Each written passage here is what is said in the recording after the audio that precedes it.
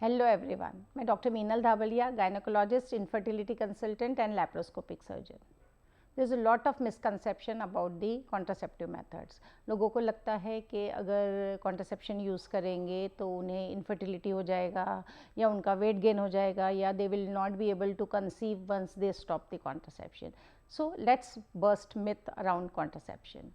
सबसे बड़ा एक मिथ है जो फीमेल्स को लगता है कि if they are trying on the safe days they need not use any contraception. अगर वो सिर्फ सेफ डेज पे ट्राई कर रहे हैं तो उन्हें कॉन्ट्रासेप्शन की ज़रूरत नहीं है। ये बहुत ज़्यादा गलत है, बिकॉज आप अपने ओवुलेशन को एब्सोल्यूट पिन पॉइंट नहीं कर सकते हो, and even if you have a regular cycle तो भी आपका ओवुलेशन चेंज हो सकता है।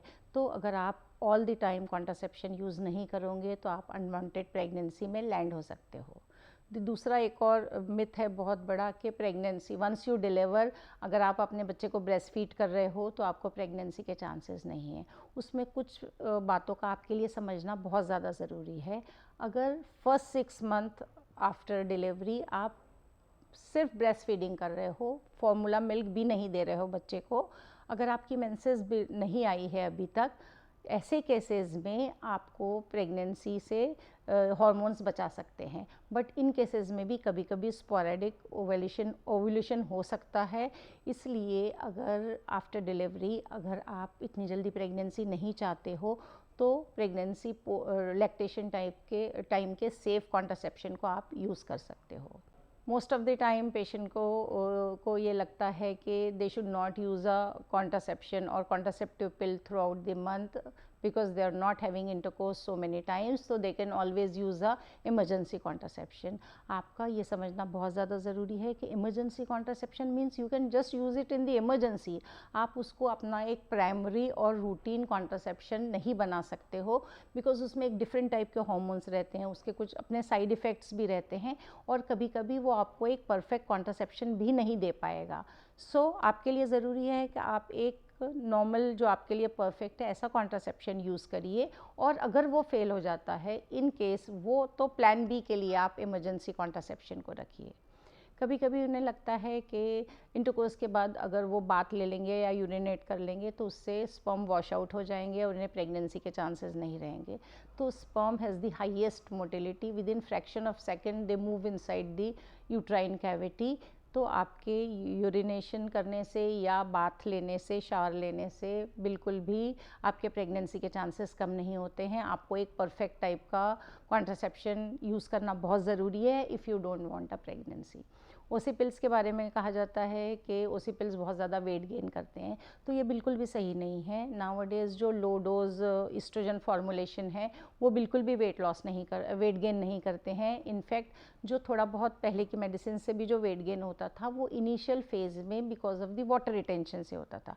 सपोज़ आप मेडिसिन कॉन्ट्रासेप्टिव मेडिसिन को कंटिन्यू करोगे तो ये वाटर रिटेंशन वाला प्रॉब्लम भी सॉल्व हो जाता है, and researchers have shown that कि ओसी पिल्स बिल्कुल भी वेट गेन नहीं करते हैं।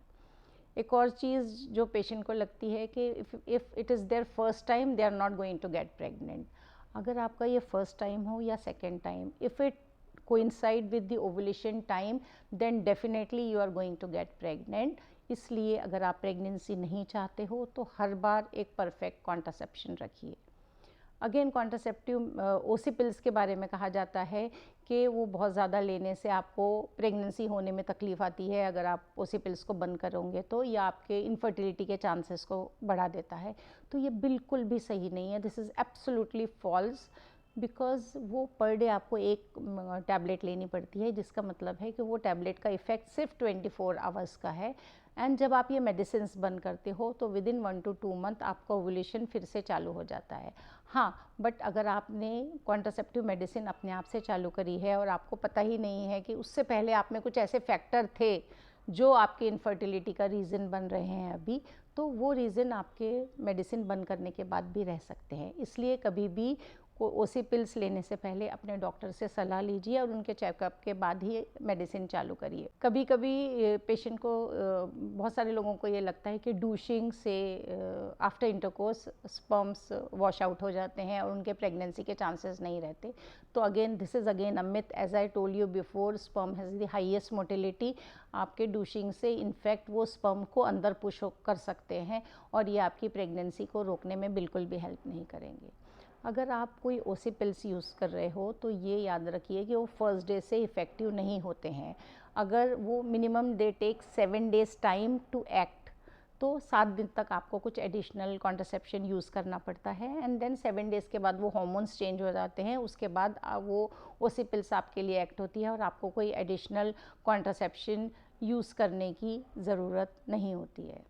सो अगर आप कॉन्ट्रासेप्शन यूज़ करना चाहते हो तो आपके लिए ज़रूरी है कि कोई भी कॉन्ट्रासेप्शन यूज़ करने से पहले अपने डॉक्टर का एक कंसल्टेशन लीजिए एंड वो आपको चेक करने के बाद इफ़ नीडेड कुछ इन्वेस्टिगेट करने के बाद आपको एक राइट टाइप का एडवाइस देते हैं कि whether this which type of OC pills और IUD will be suitable for you. And कभी कभी कुछ पेशेंट्स हैं जिनमें पीसीओडी होता है या डायबिटीज़ या ओबेसिटी या कुछ ऐसे पेशेंट जिनमें ओसी पिल्स कॉन्ट्राडिक्टरी होते हैं या उन्हें हम पेशेंट को एडवाइस नहीं कर पाते हैं। तो ये सब चीज़ों में आपका ज़रूरी है कि आपके डॉक्टर से कंसल्ट लीजिए और उनकी एडवाइस के बाद ही आप कोई भी कॉन्ट्रासेप्शन यूज़ करिए। अगर आप कॉन्ट्रासेप्शन यूज़ कर रहे हो तो अपना रूटीन 3 to 6 मंथ में एक डॉक्टर के पास जाके चेक करवाइए कि आपका सब कुछ नॉर्मल है ना। एंड आई एम श्योर जब आप अपने डॉक्टर के गाइडेंस में ये चालू करोगे तो when you are going to stop this contraception and when you will plan for pregnancy, you will have a normal and healthy pregnancy and it is not going to give you any problem. Hope you like this video. Do like, share and subscribe. Thank you for watching.